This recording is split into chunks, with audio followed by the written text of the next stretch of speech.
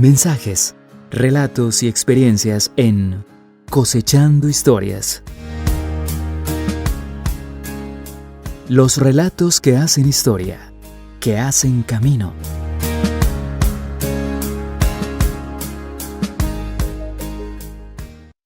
Todos, en algún momento de la vida, quisiéramos que se nos hiciera una historia. En una época donde las bionovelas y el contar la vida de una persona está en boca de todos y tan de moda, es cuando nos sentamos a pensar que cada ser humano tiene mucho que contar, mucho por narrar, mucho por describir. Y si tuviéramos un biógrafo personal, desde luego que podríamos ser llevados al cine, a la televisión, a las plataformas digitales. Porque a lo largo de esta existencia que llaman vida, se nos forjan sueños, ideales, deseos, algunos que se logran, otros que van ahí en ese camino y desafortunadamente hay momentos en que esos sueños y esos deseos no se hacen realidad. ¿Por qué esta introducción? Porque como siempre en Cosechando Historias traemos personajes que tienen mucho que contar, mucho que narrar, compartirnos esas historias que se pueden convertir en ejemplos de vida para que en el futuro sean esa semblanza, para que tomemos, ¿por qué no?, el mismo u otro camino. Hoy tenemos un invitado especial, siempre lo he manifestado, como todos los invitados de Cosechando Historias, son especiales. Diego Ramírez Murillo, bienvenido a las cámaras y a los micrófonos de Cosechando Historias y de Dominicano TV. Mil gracias, te agradezco mucho la invitación. Con mucho gusto, siempre estamos aquí dispuestos para conocer sus vidas. Diego, y la filosofía del programa precisamente es conocer esa trayectoria, todo ese bagaje desde la niñez hasta la actualidad. ¿Dónde es su niñez? ¿Dónde se desarrolla toda esa etapa infantil de su vida? Bueno, esos son los mejores recuerdos que tengo. De hecho, es el arraigo que tengo con mi pueblo. Yo nací acá en Santo Domingo, viví en Santo Domingo hasta el año 70, hasta los 8 años. Dominicano de corazón. Dominicano de corazón, y bien de corazón. Fui a la escuela, empecé mi escuela acá en Santo Domingo, alcancé a estar hasta segundo de primaria. Entonces tengo unos grandes recuerdos. Mi mamá tenía un almacén en el parque y mi niñez pues fue corriendo en el parque, montando en triciclo en el parque, yendo a las nutrias, haciendo algo con mis amigos, los amigos de infancia, los compañeros de escuela. Bueno, fue una niña muy tranquila, muy libre, muy llena de cosas bonitas. Obviamente nos resistimos en ocasiones a entender y a aceptar como propio que los años van pasando, que las generaciones cambian, desde luego con los avances tecnológicos, a pesar de, para bien o para mal, va avanzando. Pero ¿qué paralelo hace usted entre esa niñez que usted vivió y la niñez que usted puede observar en la actualidad? Bueno, pues hay un cambio total desde la evolución de la tecnología, como lo decías, hasta la educación misma, los valores, el sentido de familia, el respeto. O sea, en los colegios a uno le enseñaban ética, por decir algo, el respeto al mayor. Uno ve las nuevas generaciones que no tienen como ese valor, el respeto por el mayor. La misma tecnología, digamos, a mí me tocó un Santo Domingo muy primario.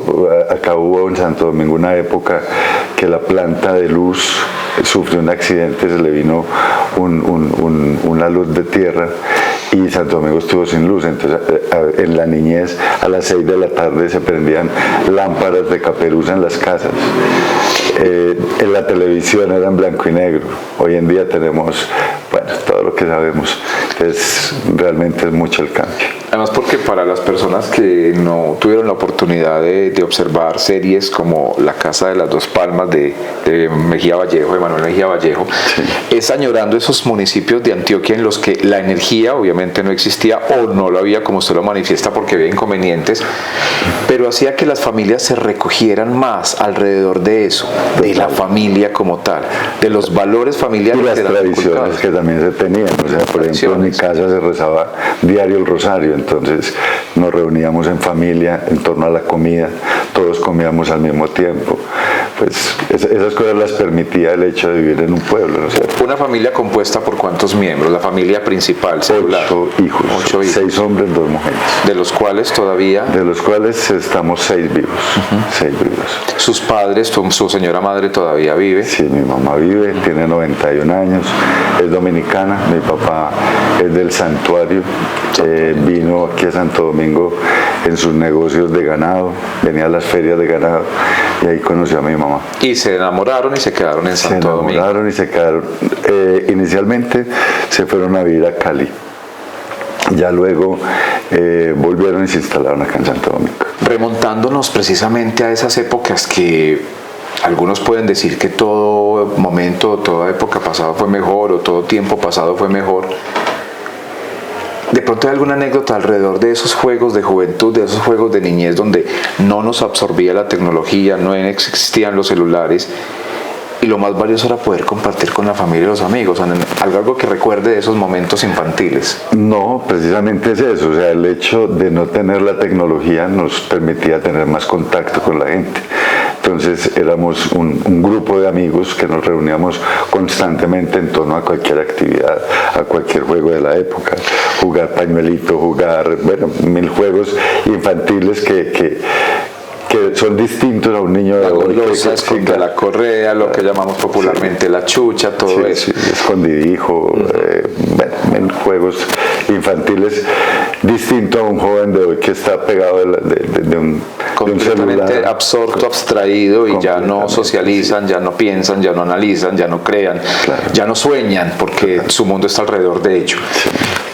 Uno en la vida tiene personas que lo marcan, desde luego, pues los primeros contactos son con los padres, con los hermanos, pero hay seres fundamentales que marcan también tu existencia porque te inculcan, y más en aquellos momentos de la vida, profesores que a uno le inculcaron no solamente el aprendizaje académico, no solamente la transmisión de conocimiento, sino también el valor intrínseco de vivir y de ser respetuoso. ¿Hay alguien en su memoria de esos primeros 7 años en Santo Domingo y ya en su época escolar que recuerde con cariño? Sí, yo le tenía un gran aprecio a la profesora que me enseñó a leer, María Elena Cano, una profesora supremamente cariñosa, detallista, especial. Yo me acuerdo muy claro, tengo esa profesora de acá de Santo Domingo. Para ese momento, ¿dónde estaba ubicada la escuela o el colegio? Quedaba en el Alto, cuando uno, sí, en el Alto Miraflores, cuando uno sube la calle de la Puerta del Perdón de la iglesia, y ella remata en la parte de arriba. Actualmente hay unas casas, ahí queda la escuela que se llamaba Alfredo López. Esa escuela la tumbaron y construyeron estas casas, al frente de la casa de Vicente Murillo. Ahí quedaba la casa, la escuela. Es muy curioso porque antes de continuar con la historia, uno escucha, hace poco en Santo Domingo se presenciaron la ceremonia de graduación y muchos de los jóvenes decían, gracias a Dios salimos. Y cuando pasan los años y cuando uno ya empieza a mirar esa retrospectiva, ese retrovisor del recuerdo, de la nostalgia, se encuentra con que ¿qué diera uno por regresar a esas etapas de la vida? Sí, sí. Si llegara esa hada madrina y le dijera, Diego, ¿quiere volver por un instante? ¿Le gustaría hacerlo? Pues es que yo creo que fue la etapa más bonita de mi vida, o sea, de hecho yo creo que el arraigo y el amor que le tengo al pueblo es a partir de esos recuerdos que tengo de mi infancia, ¿no es cierto? Yo tuve la oportunidad o sea, la vida me llevó a estar alejado de Santo Domingo 24 años y la gran alegría mía fue poder volver a caminar las calles que había caminado pequeño. Las calles que desandar esos pasos, sí, claro, que un día se recorrieron. Volver a la casa de mi abuela, o sea, esta casa estuvo cerrada, pero poder volver a esta casa, que de hecho tengo una anécdota que cuando volví todo lo vi mucho más pequeño, o sea, para mí pequeño, el parque era gigantesco, esta casa de mi abuela era astronómica y volví y vi todo más pequeño, fue una sensación súper particular, pero la vida me dio la oportunidad de regresar a esa parte. Sí, porque desde lo que te digo, el arraigo es precisamente a partir de los recuerdos que tengo de mi niñez. Los primeros 7 años de su vida nos contaba que transcurrieron en Santo Domingo. ¿Por qué? ¿Cuál es la decisión que se toma para que usted sea desplazado o su familia se radique en la ciudad de Medellín? Ya mi hermana mayor tenía 15 años, 16 años y pues había que pensar en la educación superior de ella. Entonces fue el momento en que mi familia tomó la decisión de irnos a Medellín.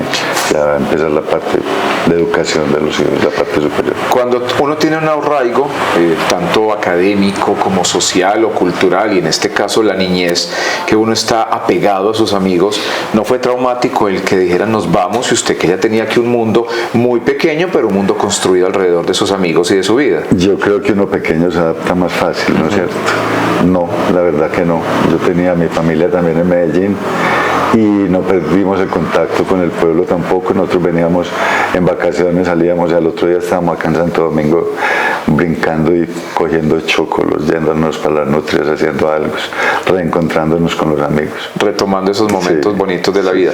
Llegan a Medellín, ¿dónde se establecen y cómo comienza ese cambio? Desde luego, todavía Santo Domingo es un pueblo muy pueblo, afortunadamente en muchos aspectos, cuando queremos alejarnos del bullicio, de lo traumático de una ciudad, y aún más para ese momento. ¿Ese choque social y cultural fue grande o también hubo una adaptación rápida? A ver, básicamente fue como la parte del colegio, lo que fue, a ver, varias cosas distintas. El hecho de llegar a una ciudad, ya nosotros no podíamos estar con la libertad que estábamos acá en el pueblo. Discúlpeme, Diego, estamos hablando más o menos de qué año. En el año 70. Año 70. Sí. Entonces, nosotros, por ejemplo, no podíamos salir de la casa porque nos podía pisar un carro. Entonces era al interior de una casa.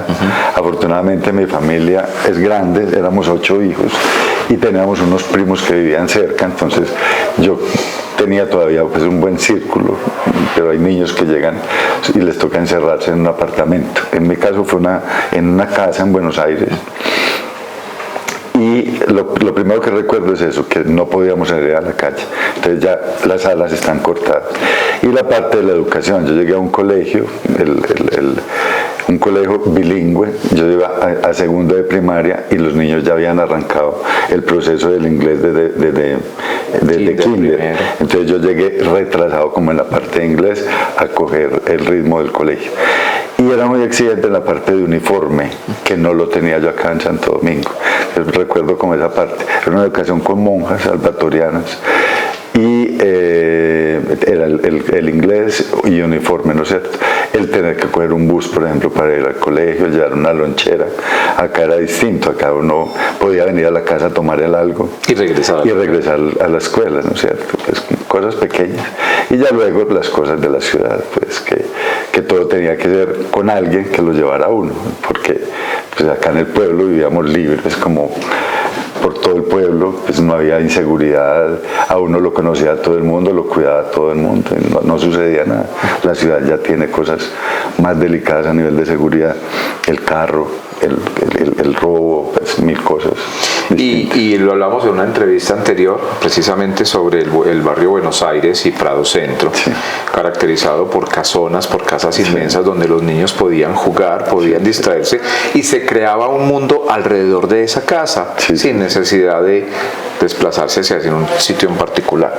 Un colegio bilingüe, hubo un cambio importante entre los niños, sus amiguitos de Santo Domingo y los que comenzó a conocer allí, o igual para los años 70 todavía no se vislumbraba un cambio tan grande. Pues ya se reducían los amigos, ¿no es cierto? Porque era básicamente los compañeros del colegio y se interactuaba pues en el colegio y ya eran los de la cuadra, pues ya uno no se podía desplazar más lejos.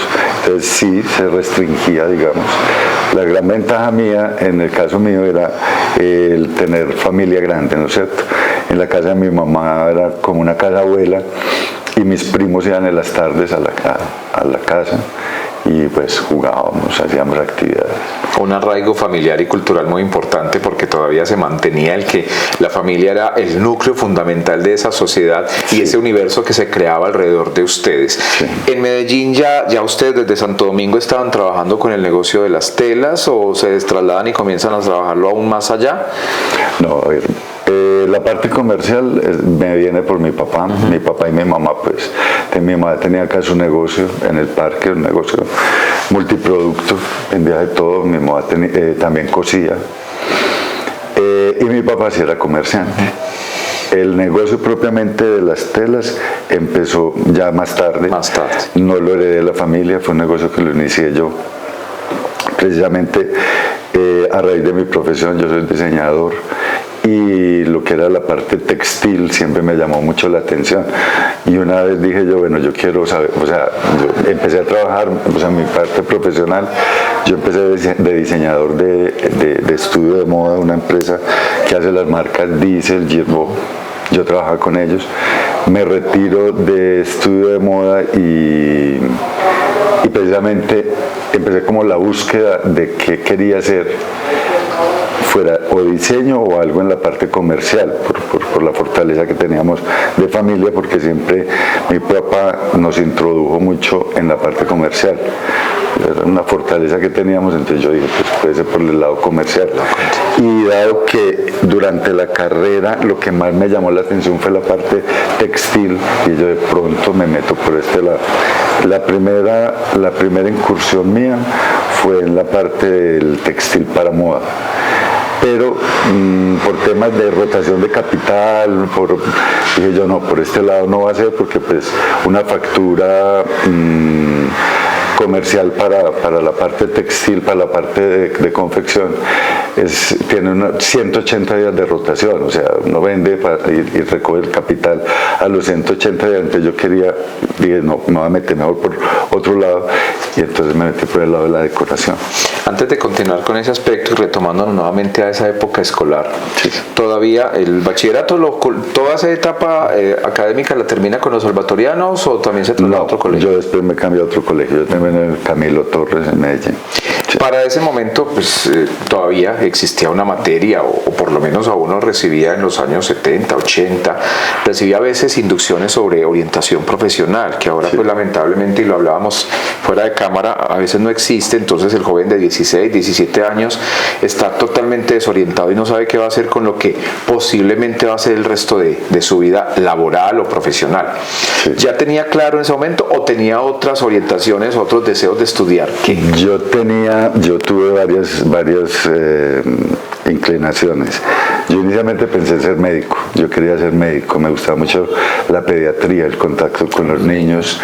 Tuve un tío médico que me estimuló mucho para que estudiara, pero por unas circunstancias familiares no lo pude hacer. Pasé a medicina, pero no la pude hacer. Luego me metí, porque me fue muy bien en matemáticas durante el bachillerato. Yo dije, de pronto por las matemáticas me puedo meter a una carrera que tenga que ver con matemáticas, y empecé contaduría. Pero en el segundo semestre yo dije, esto no es para mí, esto no es para mí. Suele pasar. Y la parte de diseño sí era algo que yo tenía muy claro que quería hacerlo en un momento de mi vida, pero la verdad mi papá no veía con buenos ojos el hecho de que yo estudiara diseño. Pero ya luego hubo una ruptura como con mi papá, y dije yo, no, pues voy a hacer lo que yo quiero, y me metí a estudiar diseño. ¿Hacia qué año finaliza su etapa de básica secundaria? En el 81. 81. Sí. Y partamos de una base que nos toca, o a muchos nos ha correspondido un cambio generacional. Sí. Los años 60, los años 70, la década de los 80, pues que partió en dos, podríamos decir, el siglo XX en muchos aspectos sociales, culturales, de orden público, que sabemos muy bien cómo Colombia fue afectada por todos esos fenómenos del narcotráfico. Pero los años 70, para muchos dicen, es que rico haber vivido esa etapa de la vida en los años 70. Volviendo a esa hada madrina, antes de continuar con su historia de vida, y le da la posibilidad de ir a una etapa, una década, ¿con qué década se queda? Yo valoro mucho, y digo que ha sido muy definitivo para mí, los años 80. Yo en esa época terminé los estudios 81. Sí, terminé ya de universidad y todo, y me fui a vivir a Francia. Esa etapa mía, el contacto con Europa, fue la etapa de mayor crecimiento. Es una etapa de aprendizaje, de experiencia, de retos. ¿Estuvo en París o en Yo viví en París, sí. Y yo digo que me fortalecí demasiado, y es lo que me condujo a mi empresa, a mis mayores conocimientos, mi mayor crecimiento personal. Estuve en esa época. ¿De alguna manera tuvo que ver la relación de Francia con la moda, o por qué París, por qué Europa? Porque yo en Colombia, esa parte no te la he contado, yo fui modelo acá en Colombia, entonces yo quería dar el paso a Europa y me fui a París, que tenía la conexión tanto como en la moda como con toda mi trayectoria. Francia me llamaba mucho la atención como país. Cuando uno llega en los años 80 a un continente, el continente europeo, se desplaza, llega a Francia, volvamos a esos cambios, esos choques culturales, el de Santo Domingo a Medellín, que como niño se adaptó fácilmente, pero ya estando en Europa, donde encuentra que obviamente la juventud, la vida es otra, hubo choques culturales y sociales. Claro, impresionante desde el idioma. Yo no hablaba nada de francés, empezar el proceso del francés y pues la verdad es que todo era ganancia, o sea, choque sí, pero también mucha ganancia, porque llegué a ese mundo, un mundo tan amplio, tan rico, tantas cosas para uno aprender, entonces fue maravilloso. ¿Qué aprendió, qué bagaje académico recibe en Francia que luego trae a Colombia para compartirlo con otras personas y desde luego con su empresa? Hay una cosa muy especial y es que yo digo que la vida le pone a uno las cosas en el camino. Cuando yo vivía en París, yo llegué a vivir a un sector que es cerca del mercado de las telas de París. Yo lo cuento como anécdota. Entonces, los ratos libres que yo tenía, siempre me iba a ver la parte textil que había, tocaba. O sea, yo digo que yo hice en mi universidad tocando, viendo, ¿me entendés? O sea, yo soy muy observador, entonces recorriendo galerías de muebles, recorriendo tiendas de telas, el producto mismo aplicado en cada espacio, ¿no es cierto? Eso es o sea, uno tiene tantas oportunidades, tantas cosas bonitas, y tuve un gran amigo que de la mano de él recorrimos muchos espacios, muchas galerías, muchas cosas, y pues un aprendizaje enorme. Un aprendizaje enorme que luego viene a Colombia. Sí. Y ya viene con un panorama vislumbrado o comienza a ver qué va a hacer. No, todo esto fueron experiencias, vivencias que fueron las que en un momento ya, cuando me tocó tomar una decisión y decir qué voy a hacer en la vida, dije yo, pues aquí está, o sea. ¿Y qué hizo en la vida? ¿Qué hice en la vida? Bueno, llegando ya de Francia, ya tenía que arrancar una parte comercial, pues una parte productiva. Todavía estamos hablando de ya finales de los 80, comienzos de los 90. Yo llegué en el 92, en el año 92 llegué a Colombia. Mi mamá, cuando yo me retiro de estudio de moda, me dijo que por qué no me encauzaba por el lado del comercio, que nosotros éramos muy hábiles comercialmente y que pensara en algo de negocio. Yo, estando en el estudio de moda, vi una oportunidad de vender, mejor dicho, el estudio de moda tenía unos excedentes de producción en blue jeans, en ropa, que ellos, era casi unos saldos, digamos, que ellos necesitaban comercializarlos. Yo le comento a una prima, y mi prima le di cuenta al hermano de ella que había esa oportunidad de negocio. Mi primo vivía en Panamá y él me dijo que en Panamá había un vacío en el comercio, que ese producto de pronto podía funcionar en Panamá. Entonces mi primo pone un capital, yo compro unos saldos en estudio de moda, unos saldos grandes, y me los llevo para Panamá. Los vendo en Panamá. Ya luego queda una utilidad. Me fui a la zona libre de Panamá a buscar un producto para traer a Colombia. Mi primo era militar, busqué todo el día y mi primo, como fuerte, me decía, ¿qué? ¿No vas a encontrar qué llevar? Yo recuerdo que yo me agaché, yo recibí un padre y me decía, Dios mío bendito, ilumíname, yo tengo que encontrar un producto, porque yo miraba cada cosa y yo decía, era un televisor, 10.000 pesos, en Colombia vale 10.100 pesos, me gané 100 pesos, bueno, analizando todo el producto. Ya en ese momento levanté la cabeza y miré un almacén de telas y yo, claro, por este lado es que puede ser, o sea, yo conozco perfectamente, fue la materia que más me gustó durante la profesión, era algo que yo conocía, que tenía la sensibilidad para eso. Entonces empecé por el lado de las telas, de lo que te conté ahorita, las telas de ropa. Llegué a Medellín con las telas y el mercado estaba invadido del producto que yo había comprado. Pero como yo tenía la facilidad de transformar el producto porque era diseñador, yo esas telas las hice confeccionar y vendí las telas y vendí el producto confeccionado. Entonces recuperé el capital otra vez. Además porque era un momento en Colombia donde las empresas textiles nacientes, como por ejemplo fueron Fabricato, Tejicóndor, Coltejer, todavía no se vislumbraba, no se veía lo que después lamentablemente sabemos que ocurrió y está ocurriendo y continuará ocurriendo con el mundo textil. Claro. Bueno, entonces una tía mía era decoradora y yo me traje unas telas a hacer un sondeo en el mercado de unas telas de decoración. Si las traía a este precio, ¿qué tal? Y todo el mundo, o sea, funcionaba. Hice un mercadeo y entonces empecé por la parte de telas de decoración. Ya ahí fue, bueno, como mi mamá había dado la idea de montar el negocio en la casa de que me dedicara por la parte comercial, ella me dijo, desbarata la biblioteca y en ese salón puedes empezar tu negocio. Y de hecho así fue, o sea, en la casa de mi mamá, en los colores, empecé con los rollos de tela parados en ese salón, alrededor de ese salón, y el negocio creció de una manera muy familiar, pero empezó en la casa de mi mamá. Hasta que el espacio se hizo insuficiente. En el garaje, que era un garaje doble, era mi bodega, y en el segundo piso en la biblioteca, los rollos alrededor del salón, ahí empezó el negocio. Yo tengo la información de primera mano, o sea, yo voy a todas las ferias. Primero, mi formación profesional, mi conocimiento de la materia como tal. Y tercero, el estar continuamente siguiendo las tendencias y pues aplicándolas al mercado nuestro.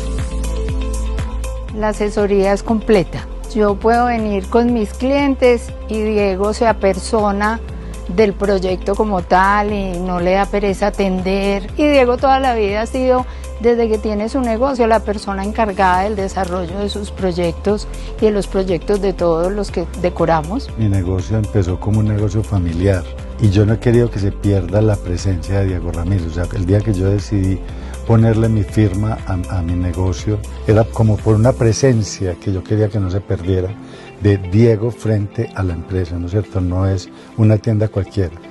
Yo trato de estar presente siempre en mi tienda, siempre cuando esté acá en el país, y que la atención sea muy personalizada. El acompañamiento que hace Diego siempre es maravilloso, está siempre a la orden y al servicio del cliente para todo. Se les ayuda con mucho cariño y se les tiene paciencia y se les enseña, pues, o uno les insinúa lo que sea más bonito para que les quede bonito el trabajo. La gente quiere que la compra pase por el filtro mío. Pues el bagaje, el tiempo que yo tengo, la trayectoria, la experiencia, el respeto al consumidor, la necesidad del consumidor. Yo creo que yo tengo la facilidad de leer ese consumidor mío, las intenciones, y lo llevo un poquito más allá con lo que yo le puedo proponer. Este para mí es el bazar más rico de Colombia, porque aquí encontramos de todo para todos los gustos, las calidades son indiscutiblemente lo mejor que tiene. Esta tienda significa para mí confort, excelente atención, variedad, cosas hermosas. Me encanta esta tienda, siempre que vengo a Medellín, que no soy de acá, la visito. La tienda Diego Ramírez es el fruto de un esfuerzo, es el compendio de un sinnúmero de cosas que suceden en el mundo, en las cuales yo vivo como en función. Yo analizo todas las marcas, yo voy y veo las tendencias de moda y yo hago una selección, yo hago una curaduría de ese producto, de lo que está sucediendo en el mundo y qué de eso que yo puedo encontrar en las ferias o que está utilizando una marca determinada yo puedo incorporar en mi mercado. Recorrer la tienda es recorrer el mundo y su cultura.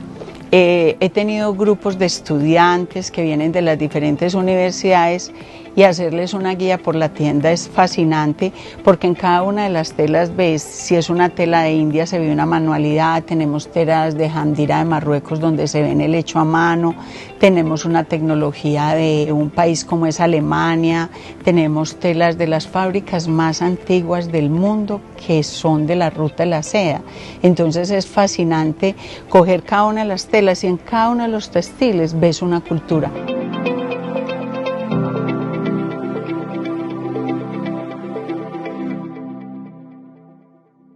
Ya luego no cabía en la casa de mi mamá. yo había visto un local en la Notivara con jardín, que era el segundo piso del almacén Adriza. Ese local yo lo había visto hacía mucho rato, pero valía mucha plata. Y de uno dar el paso de la casa de mi mamá, donde no pagaba servicios, donde la empleada era mi mamá y mi tía y mi hermana, a venirme a tener secretarias, empleados, arrendamiento, me daba mucho susto, pero un día dije yo ya no quepo acá y tengo que tomar la decisión de lanzarme. Entonces fui a hablar con las de Adriza. Ellas me dijeron que ya no estaban alquilando el local, pero que por qué, para qué el local. Entonces yo les dije que para mí, que yo quería montar el negocio de telas. Ellas no lo habían querido alquilar porque los negocios que le habían resultado eran competencia del producto de ellas, pero mi negocio no era competencia. Entonces negocié con ellas y empecé mi negocio en este local, me trasladé a este local. En Colombia, y desde luego podremos decir que en cualquier parte del mundo iniciar una empresa se puede convertir en una odisea, sí, en una historia titánica, por lo que sabemos que conllevan impuestos, pagos fijos. ¿Esos primeros años fueron complicados? Fue complicado desde el primer día, porque el día que yo tomé la decisión de pasarme al almacén de Adriza, el día que estábamos empacando para irnos, llegó TCC a entregar un paquete supuestamente. Se abrió la puerta y fue un atraco. Entonces a mí se me dieron absolutamente todos los rollos que yo tenía para empezar el almacén. Ahí empezó el primer problema. Pero es que son precisamente esos obstáculos, esos primeros golpes que la vida nos da en cualquier aspecto de ella para mostrarnos de qué estamos hechos. Claro. Adicional, esa mujer que me dio a mí la luz de montar, de que me dirigiera por el lado comercial, que fue mi mamá, ese día me dijo, puede que se hayan llevado los rollos de tela, pero tu conocimiento y tu capacidad no se los llevaron. Entonces vamos a arrancar nuevamente. Afortunadamente varios proveedores se habían retrasado en la entrega del producto. Entonces yo recibí mercancía los días siguientes y pude arrancar el negocio. Y otra vez se retoma. ¿Con cuántos empleados en ese momento? No, en ese momento yo estaba con mi mamá, una tía, mi hermana, que eran que me ayudaban en la casa. Ya me tocó salir a conseguir personas. ¿Y en qué instante se comienza a dar cuenta que la empresa está tomando unas proporciones inimaginables y que usted se va a convertir en el gran empresario que desde luego diseña y que tiene su empresa de telas? No, pues la verdad, yo tenía una mente muy positiva y yo desde cuando emprendo las cosas sé definitivamente que voy para adelante. Yo desde siempre pensé que ese era el camino, pues yo lo tenía claro. Hoy en día, ¿cuántas personas trabajan con usted? 40 aproximadamente. 40 sí. Trabajadores directos. Son directos. Sí. ¿Usted se considera una persona altruista, filantrópica? Pues digamos que sí.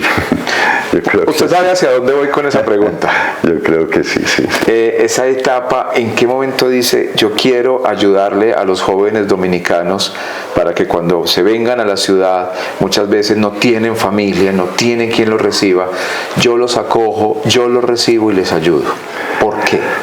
Bueno, a ver, también como te decía que la vida le pone a uno las cosas en el camino, desde más atrás podemos decir que por familia, mi familia siempre ha pensado en la parte de la caridad, de la ayuda a la gente. En esta casa donde nosotros estamos, en el primer piso, existía lo que llamaban el granero, que era como la alacena de la casa de la familia, donde traían los productos de las fincas. Los días martes a la gente pobre se le daba comida. Aquí se les daba una pucha de frijoles, pues eran unas medidas antiguas, sí. La panela, los frijoles, el arroz. Entonces yo desde siempre crecí con ese ejemplo que uno debe darle a la gente que no tiene. Un día estaba yo viendo un programa de televisión en Teleantioquia, prendí yo el televisor y era desde Santo Domingo el programa. Era el sesquicentenario del nacimiento de Tomás Carrasquilla. En ese sesquicentenario había un niño dando un discurso y a mí me sorprendió mucho ese niño. O sea, el discurso fue espectacular en un lenguaje costumbrista como la obra de Tomás Carrasquilla. debatiéndole a Tomás Carrasquilla lo de feo, frío, faldudo, diciéndole que por aquello del calentamiento global ya Santo Domingo no era tan frío. Bueno, un discurso muy bonito. Luego yo pregunto por ese niño y me contaron que el niño estaba aquí en Santo Domingo, que había terminado bachillerato y que no podía ir a la universidad, que porque su mamá no tenía con qué enviarlo. Entonces, acto seguido, yo volví a Santo Domingo. Yo estuve 24 años sin venir a Santo Domingo. Me reuní en el parque con una amiga que es una gran profesional en Medellín, Gloria Gallego, profesora en EAFIT, y nos pusimos a hablar que qué bueno nosotros poder hacer algo, nosotros que estábamos en una posición de privilegio en la ciudad, hacer algo por la gente de Santo Domingo. El hijo de la niña empleada de la casa de mi abuela estaba en ese momento estudiando teología en Bolivariano y él tenía que esperar que sus compañeros terminaran los trabajos en el computador para poder hacer sus trabajos porque él no tenía computador. Entonces Gloria me dijo, ¿sabes una cosa? Yo puedo de pronto hacer que EAFIT me done uno de los computadores que cambian para ese niño. Esa era lo que ella podía hacer. Y yo le dije, yo creo que yo puedo hacer algo por ese niño, por un niño que yo vi en televisión. Y es que yo soy muy amigo del rector de la Universidad de Medellín, es un amigo del alma mía. Y así empecé. Le llamé a Santo Domingo, una profesora, Menzi Saldarriaga, le pregunté por el niño, ella me lo contactó. Y le dije que se fuera para Medellín, que le iban a hacer una entrevista. Se fue para Medellín y César me dijo, lo sometieron a un consejo académico, y me dijo que ese niño estaba sobrado, que el niño era impresionante, que me lo clasificaba en el nivel más bajo, que era 2 millones de pesos que tenía que pagar, y que la universidad le daba 1 millón de pesos, o sea que a mí me tocaba pagarle 1 millón de pesos. Y listo, yo lo doy. Y me llevé el niño para Medellín. Pero estando el muchito en Medellín, mi idea, o sea, ahí fue donde arrancó mi idea de tener las casas, colaborándole a este niño. Pero mi idea básica era tener una casa donde yo pudiera llevar estudiantes, porque siempre he considerado que la educación, cuando uno educa, salva las generaciones. Y es la base de una sociedad para que tengan criterio y puedan tomar la determinación sobre la misma. Son unas casas cuya característica es que albergan a los jóvenes que por X o Y motivo no tienen forma económica de estar en la ciudad. Hay condiciones especiales para llegar allí, como un joven que quiera acceder a ese beneficio lo puede hacer. Sí, las casas son unas casas que están destinadas exclusivamente a gente de Santo Domingo. Con Margarita Monsalve y Menzi, nosotros localizábamos a estudiantes que no tenían la oportunidad de ir a la ciudad, que no tenían dónde alojarse, que tenían problemas económicos. Y ellas me canalizaban, me decían, este niño es un buen estudiante. Ellas me hacían la localización de que fuera buen estudiante y que quisiera estudiar. Y entonces así arrancamos. En este momento, ¿con cuántos jóvenes cuentan las casas? ¿Cuántos las están habitando? En este momento, ayer entrevistamos el último niño, 32 jóvenes están en los apartamentos. Son 3 apartamentos muy cómodos, de muy buen tamaño, son apartamentos de 300 metros en el centro de Medellín, que yo los doto con su cama, colchón, yo les doy todo el kit de sábanas, toallas, cobijas, y las casas están dotadas por completo con lavadora, nevera, microondas, con todos los elementos de primera necesidad. Sí. Usted nos dice que la característica principal, o una de las características principales, es que sea un joven, buen estudiante, y que desde luego tenga la intención y no la posibilidad académica o económica de estar en Medellín. Cuando ya se encuentran en las casas, ¿qué condiciones hacen que un joven permanezca allí y que siga disfrutando de sus beneficios? A ver, es lo básico, o sea, hay un reglamento que es básico, que es simple de cumplir, realmente no es complicado de cumplirlo. El compromiso con las mismas casas, el respeto, la actividad de las casas, mantenerlas limpias, no es muy complicado la estadía. Y lo que sí es obligatorio es el rendimiento académico. El rendimiento académico, porque no soy solo yo. la persona que está frente a las casas. O sea, yo tengo unos amigos que se han comprometido conmigo, son benefactores de los estudiantes, y pues yo tengo que mostrar resultados en una cierta forma, ¿no? Entonces, al final de cada semestre los jóvenes deben presentarme calificaciones. Una característica muy importante que debe tener un ser humano que ayuda a otro, dentro de la filantropía o el altruismo, considero que precisamente es no esperar nada a cambio, es hacer el bien por el otro, pero no esperar una retribución, pero siempre se espera el que se vuelvan o se conviertan en seres humanos de provecho. Estamos hablando que las casas comienzan a funcionar desde hace cuánto más o menos, ¿cuánto tiempo? Las casas tienen 14 años. 14 años. En esos 14 años, porque yo también he sido docente, en este caso uno siempre se siente orgulloso del alumno que te lo encuentras con los años, en este caso el mundo de las comunicaciones, y está trabajando o en radio o en televisión. Ese es el orgullo más grande que puede tener un docente de comunicaciones. A lo largo de esos 14 años, ¿hay alguien que usted diga, ese joven lo ayudamos a formar en este aspecto que usted manifiesta y hoy en día se convirtió en? ¿Hay alguna experiencia o todavía no se conoce? Se conocen, claro. Es que cada uno es ¿qué te dijera? Cada joven, o sea, la característica de los estudiantes de estas casas es que son brillantes, o sea, es una cosa impresionante las calificaciones. Y ya en la parte profesional, pues cada uno está en un supercargo, o sea, pues te puedo decir de quién. Hay una niña trabajando en el Museo de Antioquia, el niño con el que yo empecé las casas, hoy en día es abogado especializado, está terminando un doctorado, es asistente de un magistrado. Pues cada uno es un mundo, es una maravilla, pues, en donde está cada uno de los jóvenes que han pasado por la casa. Como introducción a esta pregunta lo decía, no estamos esperando nada a cambio y que el mejor regalo es el que agradezcan indirectamente siendo buenos seres humanos y profesionales. Pero desde luego que hay experiencias en las que las personas ni un saludo, ni unas gracias, o simplemente como llegan se van. Desde luego supongo que también las han tenido. Yo digo que en la vida hay de todos los seres humanos, o sea, como sabemos. Hay una cosa súper particular que a mí me ha llegado a suceder en la casa, y es que he tenido estudiantes que han estado 5 años en las casas y se han ido sin despedirse. Eso es una cosa que a mí me sorprende que suceda. Yo no espero nada, nunca de nadie, ¿me entiendes? Pero lo mínimo, pues sí es un hasta luego. Y no soy solo yo, es Gloria, la niña que me colabora con las casas, es el benefactor que lo ayudó, y que exista un silencio lo sorprende a uno, pero bueno, eso no me quita a mí. Eso no le quita, y por el contrario le da mucho. Y lo decíamos también ahora fuera de cámara, no es un trabajo mal hecho por parte de ustedes, desde luego que es un trabajo con todos los honores, pero son las personas que no agradecen las que finalmente quedan mal.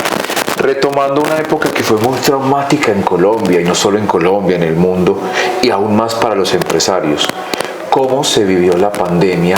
Porque sabemos que hubo muchos empresarios en Colombia que se vieron abocados, y en el mundo, pero hablemos de nuestro territorio, se vieron abocados a cerrar sus empresas.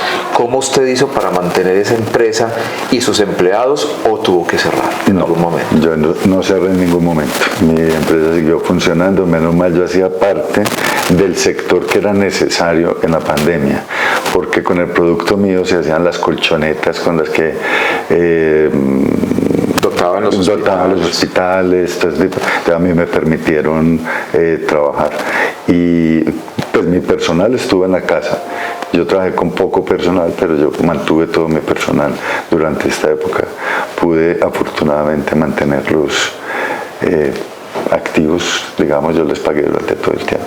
Yo soy muy cercano al mundo textil por contactos familiares, y uno siempre escucha hablar de, obviamente, aguas internacionales, donde la China monta sus barcos y sus plataformas, entonces la evasión, o no tienen que pagar impuestos, que muchas de esas empresas en Colombia, lo hablábamos anteriormente, han desaparecido, emporios textileros en Colombia que ya no existen. ¿Cómo sostenerse en un mercado donde cada día es más complejo por la importación de telas y desde luego la competencia desleal que también se ve? Es un mercado muy complicado, porque existe una mafia muy fuerte en ese mercado. Una de los mayores riesgos, de las mayores dificultades es el lavado, lo que tú cuentas del lavado, gente que trae 2 contenedores y declara 1, entonces abarata costos, no pagan impuestos. Lo que está costando traer un container desde Buenaventura, que ya vale millones de pesos, que antes no valía todo eso. No, definitivamente no es mi manera, no soy capaz de hacer este tipo de actividades, y me mantengo en lo legal. Sí, porque si pensáramos que Colombia es un país corrupto y que todos se evaden, entonces evadamos todos, sí, no. ¿Qué pasaría? ¿Qué viene a título profesional y laboral para su empresa, para sus empleados, proyectos a corto, mediano, largo plazo? No, yo soy muy activo, o sea, estoy todo el tiempo reinventándome. La verdad es que ya son 30 años de tradición, de conocimiento del mercado, donde estos son medios muy exigentes por la información que existe. Yo tengo que estar completamente actualizado. Entonces no, yo digo que el dinamismo mío, el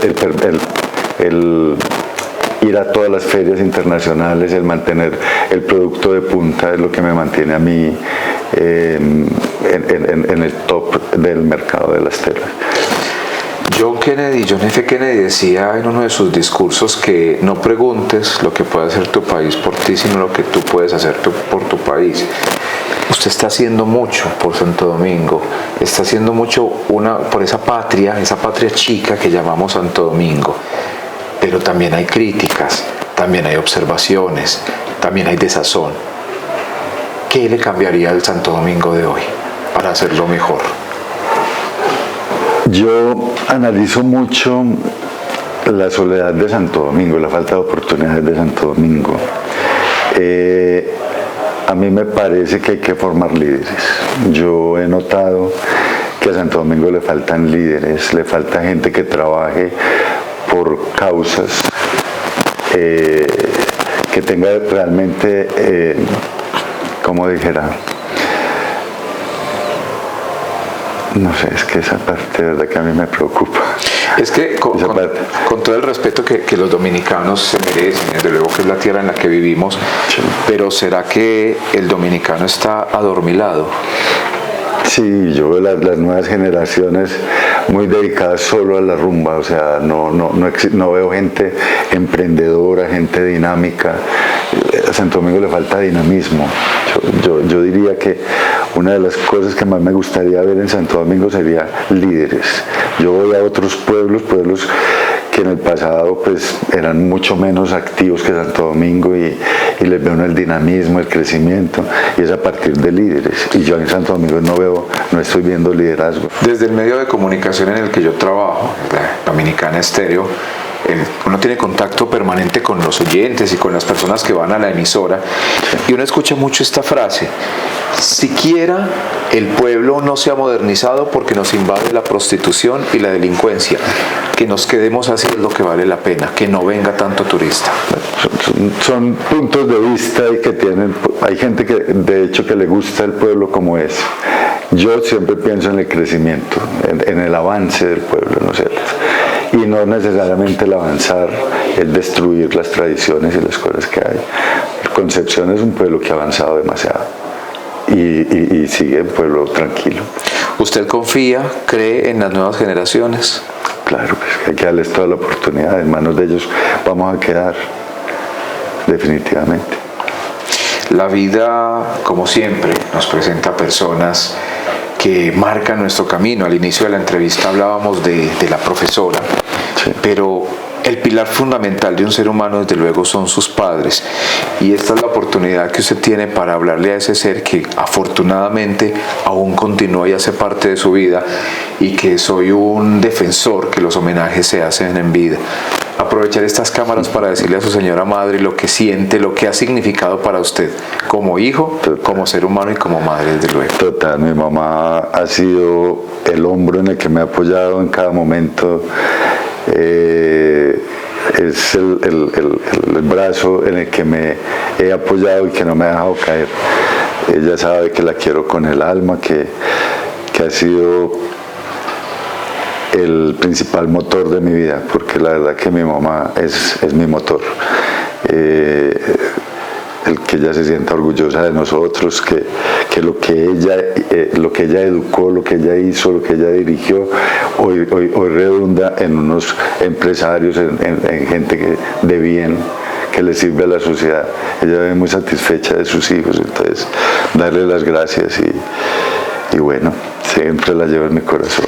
Momentos difíciles en la vida que se superan pero que no se olvidan, que creo que salió en verso a propósito. Sí, no, es que el ser humano se hace fuerte superando esos momentos difíciles y lo que decías, ponerlo a un límite y de qué está hecho para superarlo. Y precisamente le hacía la pregunta, lo cuestionaba hace unos momentos sobre las generaciones, porque me gustaría mucho un mensaje para estos jóvenes que precisamente ahora ante cualquier obstáculo, dificultad, tropiezo, como los llaman, generación de cristal, se desvanecen fácilmente, son hipersensibles, no aceptan críticas, no aceptan que los tropiezos hacen parte de la vida, que los obstáculos hacen parte de vivir. ¿Qué decirle a los jóvenes que comienzan o emprenden una tarea, la que sea, y en el camino la dejan? Yo digo que, incluso como ejemplo de vida, que es la perseverancia la que hace que uno sea exitoso en la vida. La gente que deja las cosas de lado, que no lucha por ellas, por esas metas, es la que no llega a ninguna parte. O sea, definitivamente cuando uno se pone algo como meta y trabaja por él, así como el ejercicio, como todo, la disciplina es la que lo lleva a uno al éxito. Personajes dominicanos, personas que han hecho patria, la patria chica, este terruño, Santo Domingo, personas que día a día trabajan desde la tierra, desde el campo, desde la industria, en este caso, desde el diseño, desde la confección, hacen que Santo Domingo se forje cada día más. Hay mucho por hacer, hay mucho por crear, porque en las manos de los dominicanos, y lo decía hace algunos momentos Diego, hay que crear un futuro y crear líderes. Estar en los paraguas, estar en el parque distrayéndose, pasando rico, eso hace parte de la vida. Pero también mientras nos sentamos en el paraguas, hay que pensar en un municipio que tiene la misión de seguir progresando. Diego, para nosotros fue un privilegio, un placer el que usted nos haya compartido estos minutos, porque usted es un ejemplo de vida para Santo Domingo. Muchas gracias, muchas gracias. La verdad, le tenía un poquito de temor a esta entrevista, pero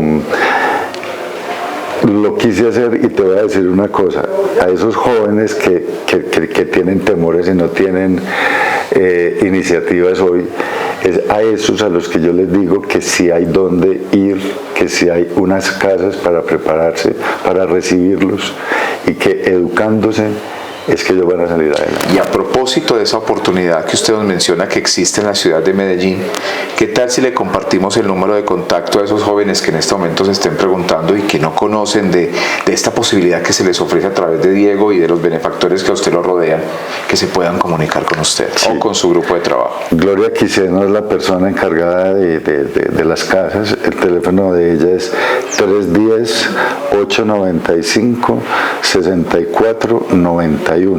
Se comunican con ella y ella ya les da las indicaciones de lo que deben hacer. Sí. A nuestros televidentes, como siempre, muchísimas gracias. Hay mucho por hacer, lo decía hace algunos momentos, mucho por construir. Los jóvenes que nos están viendo en este instante, prepárense, estudien. Lo decía, y es uno de mis conferencias preferidas, lo decía Manuel Elkin Patarroyo en una conferencia a los jóvenes de la Universidad de Antioquia en el Teatro Camilo Torres. Ustedes son bastante jóvenes, tienen sueños, sueñen, despedacen su vida haciendo realidad esos sueños, no dejen que nadie les destruya esos sueños, porque al final del camino los sueños son solo de uno, ni personas, ni familiares, nadie puede destruir tus sueños, porque solo tú eres el protagonista de esos sueños. Diego, le reitero mis agradecimientos y como siempre a ustedes, gracias por permitirnos entrar a su hogar. Hasta entonces y muchas gracias. Bueno, es toda una historia, o sea, yo me acuerdo desde siempre en los talleres de mi mamá era modista y el amor a la tela lo cogí desde la casa con ella, en la lencería de mi casa, de mi abuela. Luego ya viene mi parte profesional, donde la materia prima como tal era algo que me gustaba mucho, mezclado con la parte comercial de mi familia. Yo nací en Santo Domingo. Yo cosía a todas mis amigas y puse un negocio también de mercancía, de todo, yo vendía de todo. De allá me vine y me sentí como sin trabajo, me hacía falta el negocio. Entonces, en esa época llegó Diego de Europa, que él estaba ya hacía 4 años, y le dijo, ¿por qué no te encaminas por el lado del comercio? El comercio le da a uno muy buenos centavos, y se puso a viajar. Crecimos en la casa. La vida me llevó a vivir en París, cerca al Marché Saint-Pierre, que es el mercado de las telas de París. Y yo digo que los 3 años que yo vivía allá, hice una universidad, porque todo el tiempo que me quedaba libre, yo me iba a observar, a ver telas. Y cuando volví a Colombia, casualmente una prima me invitó a buscar unas telas con ella para la casa de una tía. Y vi en el mercado que había como una ausencia, que había como un hueco. Diego ha sido muy inquieto toda la vida. Él tiene que saber de dónde vienen las cosas y tiene muy buen gusto. En la casa de mi mamá pude haber estado aproximadamente 6 años. 6 años en una zona de confort donde no tenía que pagar un arrendamiento, empleados, y eso me daba como mucho miedo porque pues era un costo que tenía que trasladárselo al producto. Pero ya sentí que no cabía y que definitivamente tenía que crecer. Las telas las vendíamos en la casa y nos fuimos creciendo. A los 3 años ya no cabíamos ya nos crecimos demasiado. Entonces conseguimos un local encima de Adris. Empecé con Diego desde que estaba como modelo, yo creo que todavía estaban en los colores y la mamá le ayudaba en la casa. Y en el garaje de la casa y en su casa tenían rollos de tela. La materialización del proyecto como tal de tienda, de sede, la aspiracional que tenía, pues igual es una proyección que uno tiene, que uno quiere siempre tener su sede propia, y me metí en la tarea y lo logré. La familia de nosotros es muy creativa, sobre todo pues mi familia, mis hijos, todos son muy creativos. Y las hijas mujeres, ni para qué hablar, 2 mujeres que tuve. Todos mis hijos son muy luchadores, todos, desde el más grande hasta el más pequeño. Todos salieron luchadores, el papá fue una persona luchadora. Detrás de la tienda se esconde una historia familiar porque fueron fortalezas que traíamos de familia, mi mamá el buen gusto, siempre con el tema de la costura, tuvimos la oportunidad de tener el tacto de los textiles, de los colores, Diego como diseñador, yo como artista plástica y con un gran énfasis en la parte comercial, que es una herencia que traemos de mi mamá, de la familia de mi papá, todos comerciantes de Oriente. Satisfactorios todos los que tú quieras, o sea, la aceptación del producto, el reconocimiento, el haber hecho empresa, una infinidad de cosas que vienen unidas a la parte comercial. El poder hacer el aporte ciudad, pues que lo que esté pasando en el mundo al mismo tiempo esté pasando en mi tienda, son cosas que llenan de satisfacción. Mi equipo de trabajo, de mí depende demasiada gente, depende el tapicero, depende el decorador. Entonces yo siento siento mucha satisfacción realmente que mi producto que genere esto en tanta gente.